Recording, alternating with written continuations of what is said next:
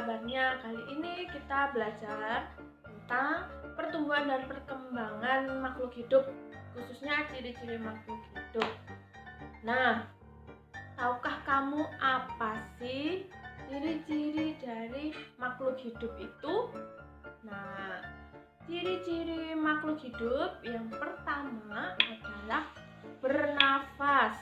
Nah, di sini ada gambar anak laki-laki dan kucing sedang bernafas menghirup oksigen yang dihasilkan oleh tanaman.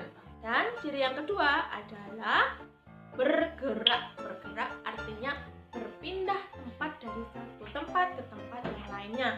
Ada yang bergerak menggunakan kaki, ada yang menggunakan sayap, dan juga ada yang menggunakan sirip. Nah, untuk yang ciri ketiga yaitu makhluk hidup membutuhkan makanan dan minuman atau air. Jadi, semua makhluk hidup itu membutuhkan makanan.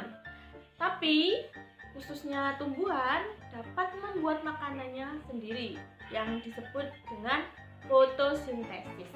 Dan untuk ciri yang keempat yaitu berkembang biak. Nah, berkembang biak itu berarti bertambah banyak ya. Jadi mulai dari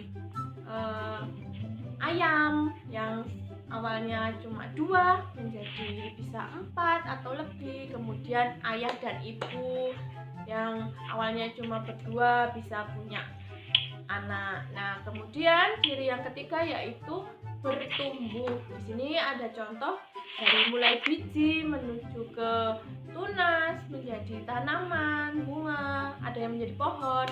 Kemudian telur bisa menjadi anak ayam, kemudian ayam dewasa, dan kita dari bayi, anak, remaja menjadi dewasa.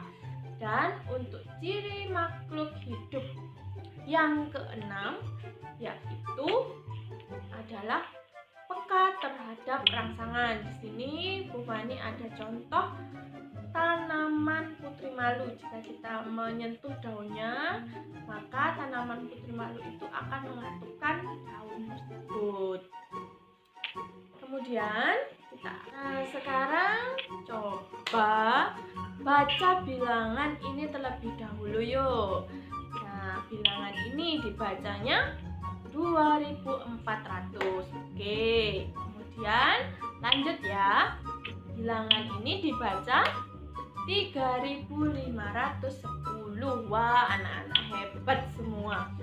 Nah, sekarang perhatikan ya. Bilangan tersebut 5432. Nah, 2 menempati tempat satuan, angka 3 menempati tempat puluhan, angka 4 menempati ratusan, dan angka 5 menempati tempat ribuan. Itu tadi cara menentukan nilai tempat hingga ribuan. Nah, sekarang kalau kita menjumlahkan bagaimana? Nah, cara menjumlahkan kita bisa menjumlahkan dengan cara bersusun pendek. Contoh nih, 2432 ditambah dengan 3541. Caranya kita susun dengan bersusun pendek. 2432 ditambah 3541. Disusun seperti ini ya. Kemudian kita tambahkan mulai dari belakang. 2 ditambah 1 sama dengan 3. Kemudian 3 ditambah 4 sama dengan 7. Kemudian 4 ditambah dengan 5 hasilnya berapa kira-kira?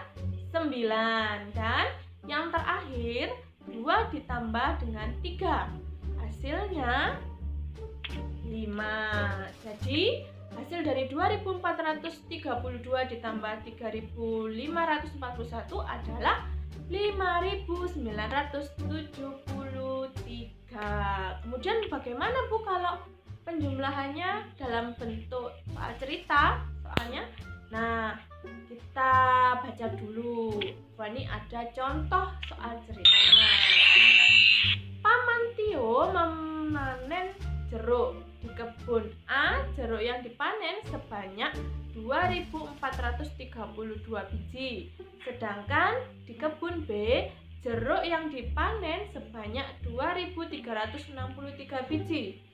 Berapa jumlah jeruk paman seluruhnya? Nah, kita tuliskan dulu diketahuinya. Kebun A 2.432 biji, kebun B 2.363 biji. Kemudian kita tuliskan juga pertanyaannya apa sih? Mau tanya apa? Jumlahnya, jumlah jeruk berarti ditambah ya.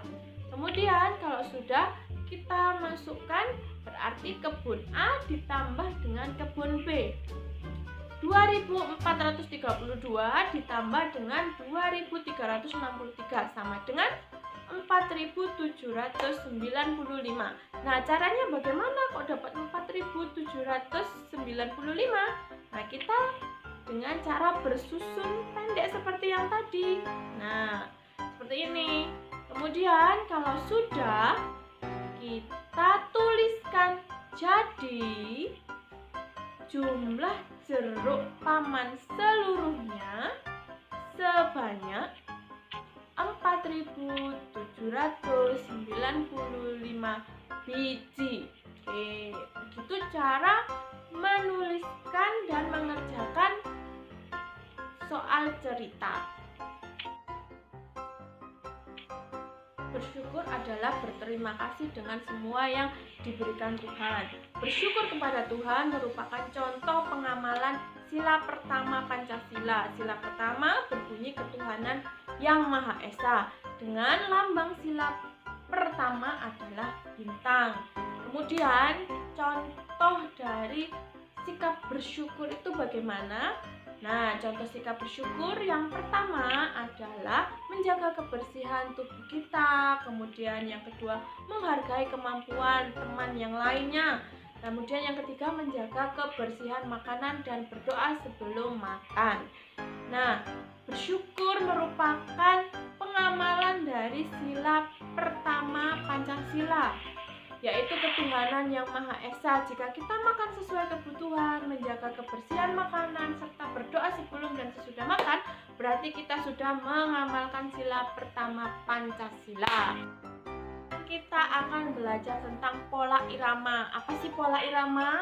Pola irama adalah panjang pendeknya bunyi dalam sebuah lagu. Biasanya ditandai dengan tanda titik atau garis pendek dan juga garis panjang.